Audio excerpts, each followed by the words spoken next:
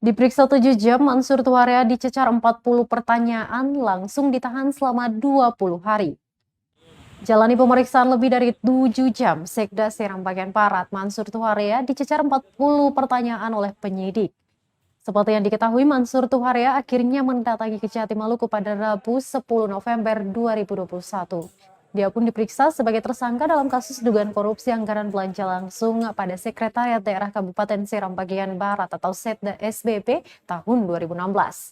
Mansur Tuarea telah ditetapkan sebagai tersangka bersama 4 orang lainnya. Asisten Tindak Pidana Khusus Kejati Maluku, M. Rudi menyebutkan, usai menjalani pemeriksaan selama 7 jam, Tuarea langsung digiring ke rutan kelas 2A Ambon.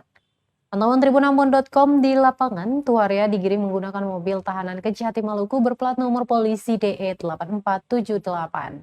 Sementara itu, Tribunnews penasihat hukum Tuarea Fahri Bahmat menyebutkan kliennya itu akan berkooperasi dalam kasus bernilai 18 miliar rupiah pada Setda SBP itu dan berharap bisa segera terselesaikan di pengadilan.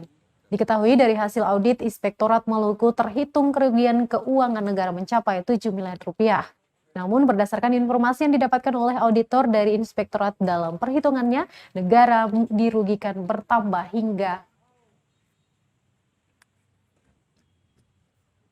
18 miliar rupiah.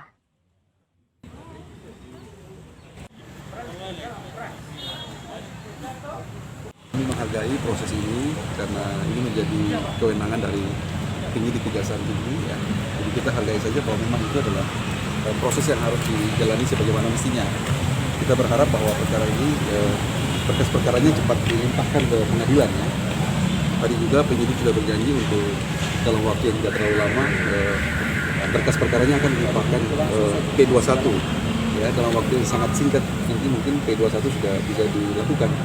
Sehingga dengan demikian perkara ini cepat dilimpahkan ke Pengadilan Tipikor Ambon. Prinsipnya kan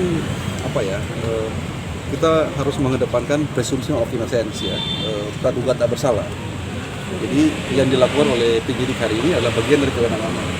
Tapi bahwa yang bersangkutan bersalah atau tidak itu menjadi bagian tersendiri yang harus kita buktikan melalui proses peradilan yang fair di Pengadilan Tipikor Ambon.